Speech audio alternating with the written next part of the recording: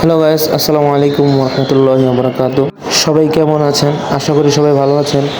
অনেক দিন পর হাজির হলাম নতুন একটি ব্লগ নিয়ে। আজকের ব্লগে আমরা শেয়ার করব পতেঙ্গা সমুদ্র সৈকত ও কক্সবাজার সমুদ্র সৈকত। তো বাসা থেকে বের হয়ে সোজা চলে এলাম জয়দেবপুর রেলওয়ে স্টেশনে। তো এসে দেখলাম যে তুরাগ দাঁড়িয়ে আছে। এখন তুরাগ দিয়ে চলে যাবো সোজা ঢাকা কমলাপুর রেলওয়ে স্টেশনে। ওখান থেকে চট্টগ্রাম মেলে উঠে আমরা আগে চট্টগ্রাম যাব। চট্টগ্রাম থেকে সোজা কক্সবাজারে চলে যাব। গত বছর আমরা গিয়েছিলাম পাবনা, কুষ্টিয়া, ইসলাইদহ। প্রতি বছরের ন্যায় এই বছর আমরা যাচ্ছি পতেঙ্গা ও কক্সবাজার। তুরাগ দিয়ে ঢাকা আসতে আসতে আমার প্রায় অনেক লেট হয়ে যায়, যে কারণে আমি আর কমলাপুর যাইনি, আমি এয়ারপোর্টে বসেছিলাম। বাকিরা সবাই কমলাপুর আগেই চলে গেছিল, তো ওরা ওইখান থেকে ট্রেনে উঠেছে। এখন আমি ওদের জন্য ওয়েট করতেছি। তো ওয়েট করতে করতে যে ট্রেন চলে এলো।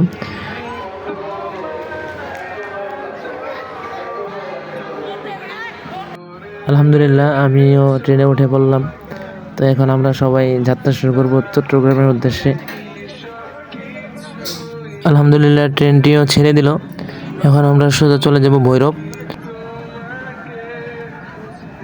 চলে এলাম ভৈরব। ভৈরব থেকে পানি নিয়ে নিলাম রাত্রে খাবারের জন্য। আমরা সবাই রাত্রে খাওয়ার জন্য কিছু খাবার নিয়ে এসেছিলাম, তো এখন আমরা সবাই খাবো। তো ভৈরব থেকে ছাড়ার পর আমরা চলে এলাম ভৈরব ব্রিজের উপরে। এখানে পাশাপাশি প্রায় 3টা ব্রিজ আছে। তো ব্রিজ দেখতে দেখতে আমরা চলে এলাম আশুগঞ্জ। তো আশুগঞ্জ থেকে সোজা চলে যাব ব্রাহ্মণবাড়িয়া। আমরা ব্রাহ্মণবাড়িয়া চলে এলাম। তো ট্রেন থেকে নেমে আমরা কিছু ছবি টবি তুললাম সবাই মিলে একসাথে। আমরা দেখতে দেখতে চলে এলাম আখাউড়া রেলওয়ে স্টেশনে। তো আখাউড়া আসতে আসতে আমাদের প্রায় ভোর 4টা বাজে তখন।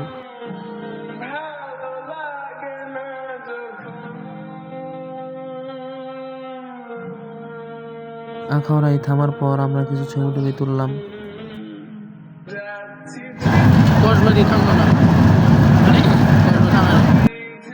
ওই যে হলুদ লাইটগুলো দেখা যাচ্ছে, ওগুলা ইন্ডিয়ার বর্ডারের লাইট। আমরা এখন লাকসাম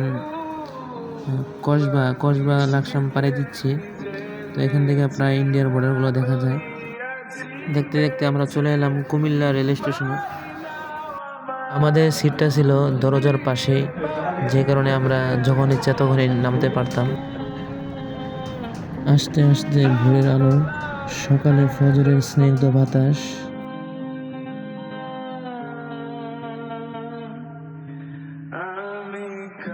বাইরে হালকা কুয়াশা। তো আমরা এখন চলে এলাম ফেনী রেলওয়ে স্টেশনে।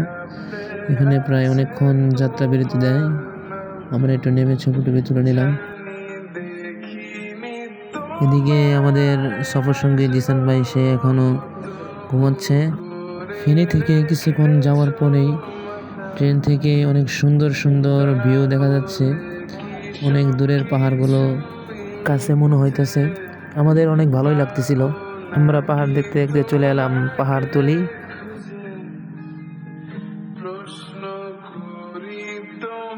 ট্রেন থেকে ভাটিয়ারি মিলিটারি একাডেমি মাঠগুলো খুব কাছ থেকেই দেখা যাচ্ছে।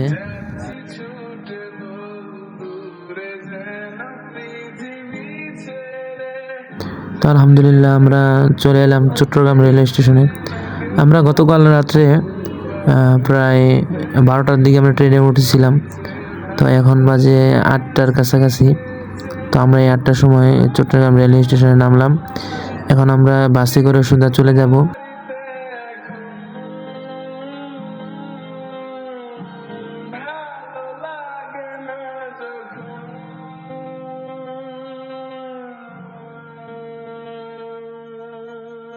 আমরা এখন বাসে করে কক্সবাজার চলে যাব।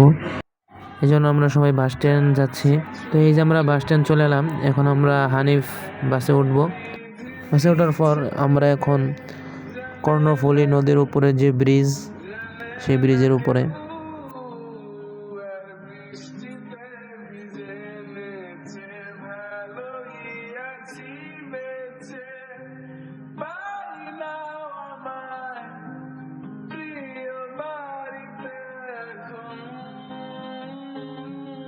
চট্টগ্রাম থেকে বাসে করে প্রায় 5-6 ঘন্টার মতো লাগে কক্সবাজার যাইতে। তো আমরা যেতে যেতে কক্সবাজার যে নতুন রেল লাইন, সেই রেল লাইনটাও আমরা দেখতে পেলাম। তো গাইজ আলহামদুলিল্লাহ আমরা প্রায় 6 ঘন্টা পর কক্সবাজার চলে এলাম। কক্সবাজার নেমে আমরা 2টা সিএনজি নিয়ে নিলাম। সিএনজি দিয়ে ঘুরবো আর হোটেল দেখবো।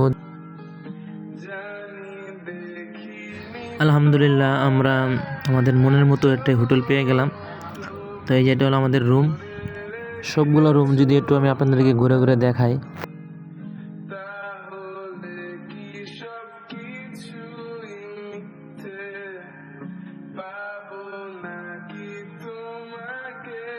তো গাইজ আমাদের সবারই শরীর ছিল অনেক টায়ার্ড, কারণ আমরা প্রায় 22 ঘন্টা জার্নি করার পর আমরা কক্সবাজার এসে পৌঁছালাম। তো আজকের ব্লগ এতটুকু পর্যন্তই। নেক্সট ব্লগ ইনশাল্লাহ অতি শীঘ্রই দেওয়া হবে। ভিডিও যদি ভালো লাগে অবশ্যই লাইক কমেন্ট শেয়ারের মাধ্যমে জানাবেন। সবাই ভালো থাকেন। আসসালামু আলাইকুম রহমতুল্লাহ।